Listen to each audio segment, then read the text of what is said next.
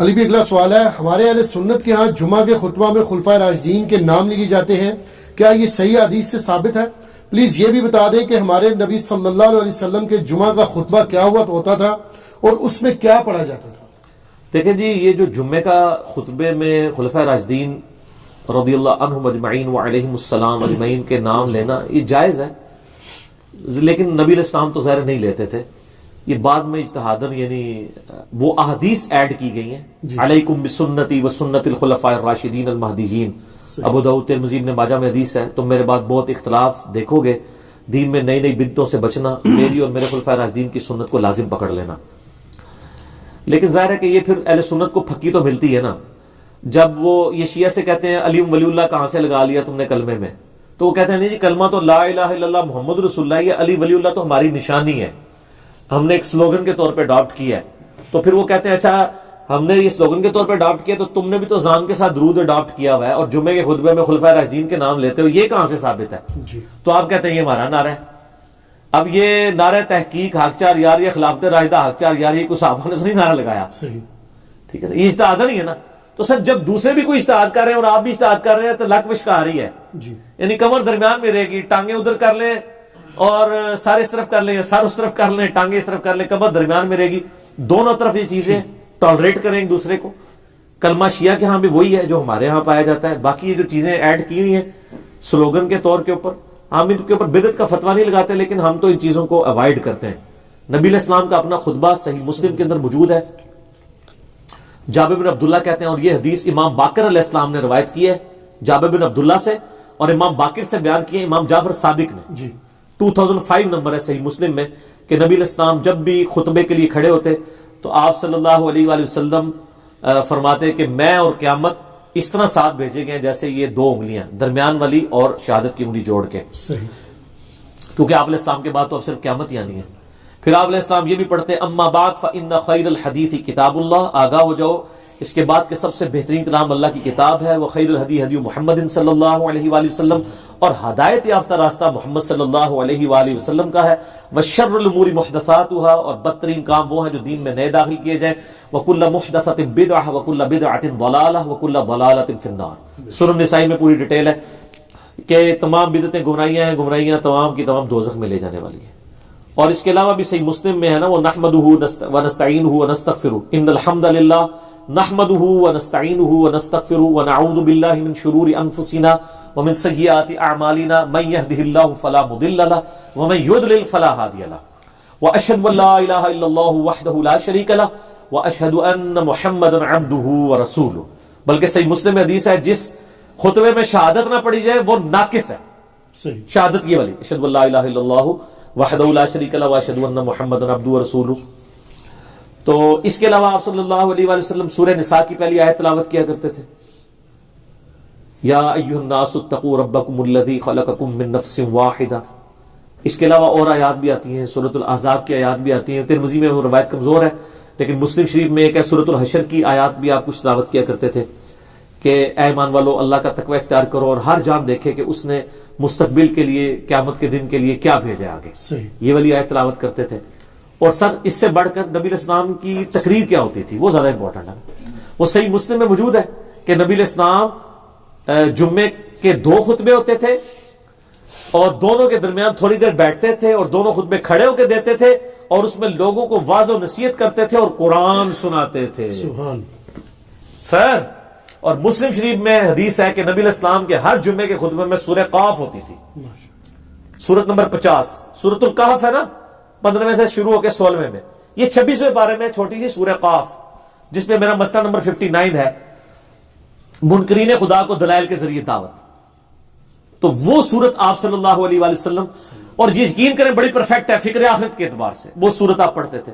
پھر صحیح مسلم میں حدیث ہے کہ انسان کے فقیہ ہونے کی نشانی یہ ہے کہ اس کی نماز جمعے کی لمبی ہو اور خطبہ مختصر ہو، اور پھر اس کے آگے الفاظ ہیں کہ بعض خطبے تو جادو کا سا اثر رکھتے ہیں، سحر کا سا۔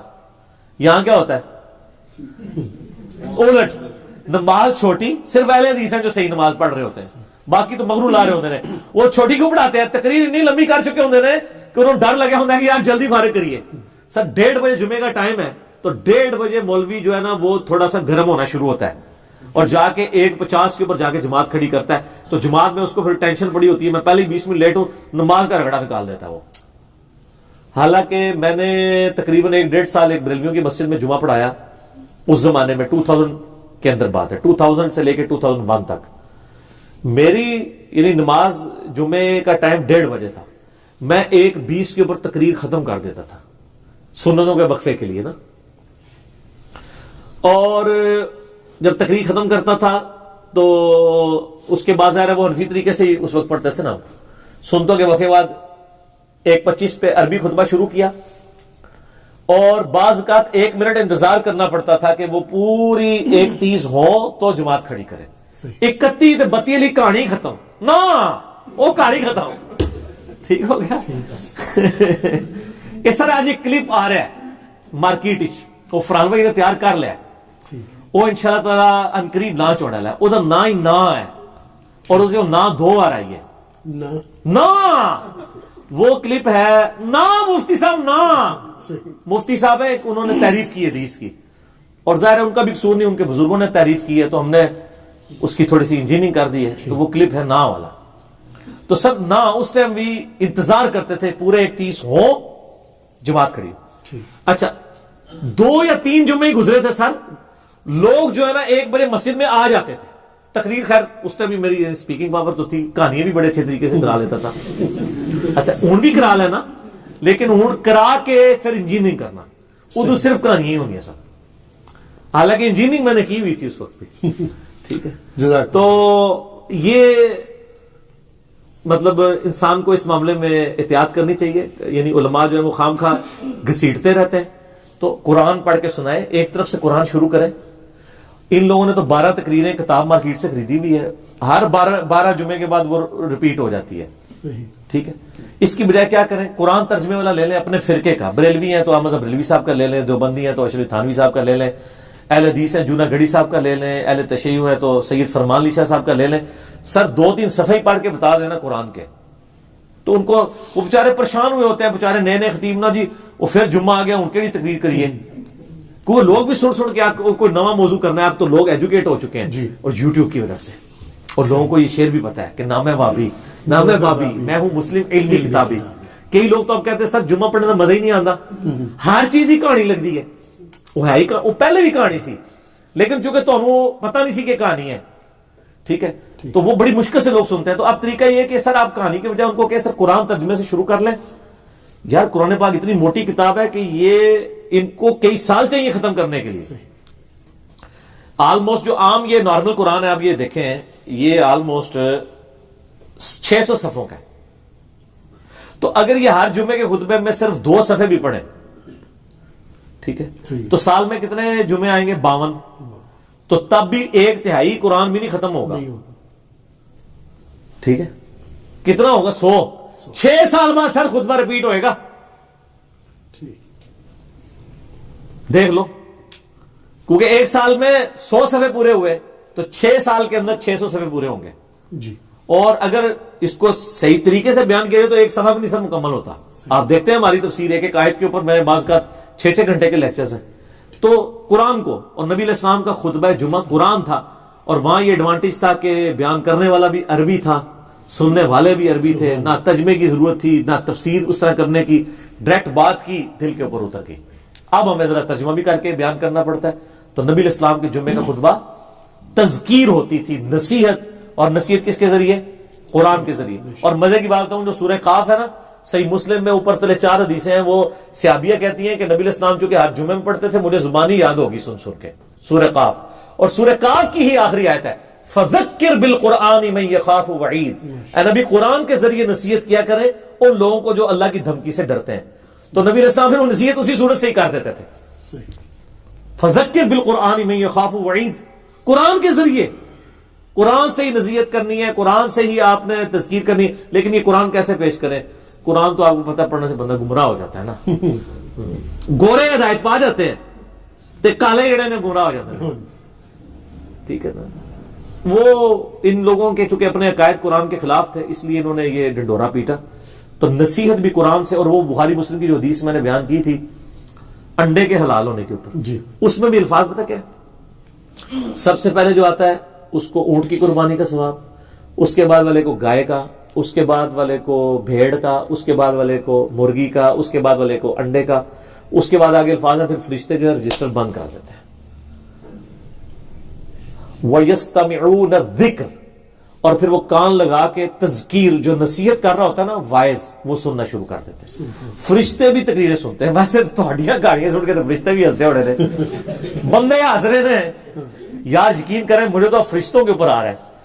یار فرشتے کیا سوچتے ہوں گے یار کہ ان کو اللہ تعالیٰ نے ایک پیغمبر دیا، کتاب محفوظ کی، یہ اس کو چھوڑ کے کہانیاں کرا رہے ہیں. بڑا حوصلہ ہے فرشتیاں دا، یقین کرو. پھر بھی تھوڑا نام رجسٹر لکھتے ہیں، ہو سکتا ہے نہ لکھتے ہوں. کہانی سننے کے لیے پہلا بندہ آ گیا، ہوں دوسرا آ گیا، ہوں تیسرا آ گیا، تے کہانی سن کے اٹھ گیا تے گھر بھی جا کے کہانی ہی سنائے گا. آپ امیجن کریں کہ فرشتوں کے لیے تو حسب حال ہی بنا ہوا ہے یہ مسجدیں جو ہیں، لیکن ان بیچاروں کی تو اللہ نے ڈیوٹی لگائی ہے. ادروائز یقین کریں آپ کی جو مسجدیں نا ان میں تو وہ کہیں یا اللہ ایتھے نہ منو بھیجو، لیکن وہ چونکہ پابند ہے حکم کے تو وہ جاتے ہیں. آٹھ دفعہ بیچارے کہانیاں سن کے تو اللہ کو جا کے اللہ نو دس دے ہوں گے کہ جناب کہانیاں نے، ٹھیک ہے نا. تو جی نہیں اللہ کو پتا ہوتا ہے لیکن اللہ پوچھتا ہے. سر جی جی جی صحیح مسلم میں حدیث ہے کہ جہاں پہ بھی کوئی محفل ہوتی ہے نا وہاں پہ فرشتے ڈانپ لیتے ہیں، جب وہ واپس جاتے ہیں اللہ تعالیٰ پوچھتا ہے کہاں سے آئے. وہ پوری ڈیٹیل ہے، اور وہ محفل قرآن کے بارے میں، یہ بابوں کی محفلوں کے بارے میں نہیں، وہ تو خیر پازیٹیو سینس میں. تو یہ جو کہانیاں ہیں وہ ظاہر ہے اللہ تعالیٰ کے تو علم ہے، لیکن اللہ تعالیٰ پوچھتا ہے اس لیے کہ اس کا ایک پروسیجر ہے، ایک طریقہ ہے کہ ڈیوٹی لگائی ہے، ذرا ان سے بھی فیڈ بیک لیا جائے. تو بہرحال آپ دیکھیں کہ کتنی شرمندگی نبی علیہ السلام کو قیامت الدین اس امت کی وجہ سے اٹھانی پڑے گی کہ اس امت کو کتاب محفوظ کر دی گئی، پیغمبر کی تعلیمات محفوظ کر دی گئی، یہ پھر بھی کہانیاں کراتے رہے. اور میں یقین کریں مجھ سے تو صبر نہیں ہوتا. میں تو 1 بجے جمعہ نا سر 12:55 میں گھر سے نکلتا ہوں، بس اتنا ٹائم لے کے کہ 2 سنتے پڑھوں. اس میں بھی بعض کا 1-2 جملے اتنے کوفت والے آخری منٹ میں بھی پڑھ جاتے ہیں دماغ میں کہ بندہ کہتا ہے یا تو پھر یہ اصلاح کرے نا سر. تو صحیح مسلم میں حدیث ہے کہ مؤمن وہ ہے کہ جو برائی دیکھے تو ہاتھ سے روکے، ہاتھ سے نہیں روک سکتا، زبان سے روکے. اگر زبان سے بھی نہیں روک سکتا تو دل میں برا جانا ہے، لیکن ساتھ کا دل والا معاملہ ہے ذالک اضعف الایمان، یہ سب سے لوز درجہ ہے. جی تو ہم تو ہیں بھائی حسینی، ٹھیک ہے نا جی، تو ہم تو کہتے ہیں بھی اس کو کم از کم زبان سے روکیں گے. اور ہم تو زبان سے بھی کسی کو روکیں تو یہ ڈر لگتا ہے کہ وہ ضد میں نہ آ جائے. تو اس لیے پھر بہتر ہے کہ نہ سنیں اور نہ وہ کرنا پڑے. میں کسی کو یہ مشورہ نہیں دیتا، آپ لوگ سنیں اور لوگوں کو بتائیں. آپ کے اصلاح کرنے سے کوئی برا نہیں منائے گا، میرے ذرا کرنے سے ذرا، میں آپ کو پتا ہے نا پھر ایک جو ہے وہ بریکٹ والا مشہور ہو چکا ہوں انورٹڈ کامرس میں، تو اس لیے میرے لیے تو مشکل ہو جاتا ہے. تو میں جو ادھیڑ عمر کے جو بزرگ ہیں نا ان سے ریکویسٹ کر کے نا تو اپنی معروضات پہنچاتا رہتا ہوں خطبات تک کہ یہ جو کہانی کرائی تھی ان کو بتائیں کہ یہ کہاں لکھی ہوئی ہے. کیونکہ جو سفید داڑھی والے ہیں ان کے ساتھ کم از کم مولوی بدتمیزی نہیں کرتے، سن لیتے ہیں، بات مان بھی لیتے ہیں. ہم لوگ بات کریں تو وہ برا مان جاتے ہیں. میں تو ویسے ہی کرنے جوگا نہیں ہوں. اور آپ لوگ بھی، آپ میں سے بھی اکثر وہ کو بات کرے اور کہتے ہیں پتہ لگے کہڑے اسٹیشن تو بول رہے ہیں. ٹھیک ہے جی، یہ جو چھوڑ دیں جناب، جہاں بھی آپ، یعنی یہ ہمارے ایک بھائی ہیں ساہیوال میں، وہ بتا رہے تھے وہ کسی مسجد میں چلے گئے تو وہاں پہ کوئی مولانا صاحب نا یعنی درس دے رہے تھے. تو ظاہر آپ جو ہماری ویڈیوز دیکھتے ہیں ہم کو تو پتا ہوتا ہے نا مطلب یہ کیا سچ ہے اور کیا یہ کہانی کروا رہے ہیں. تو جناب وہ درس دے کے جب وہ فارغ ہوئے نا تو انہوں نے کہا جی یہ جو آپ نے بیان کیا ہے تو یہ کہاں پہ لکھا ہوا ہے، کوئی اس کا کوئی حدیث، کوئی ریفرنس اور یہ وہ. تو جب یہ کوئی بات پوچھ رہا ہو آج کے زمانے میں اور ساتھ اس کی غلطی سے اس کے منہ سے نکل جائے، یہ ہمارے لوگوں سے بڑی غلطی ہوتی ہے، وہ کہتے ہیں اس حدیث کا انٹرنیشنل نمبر بھی بتا دیں.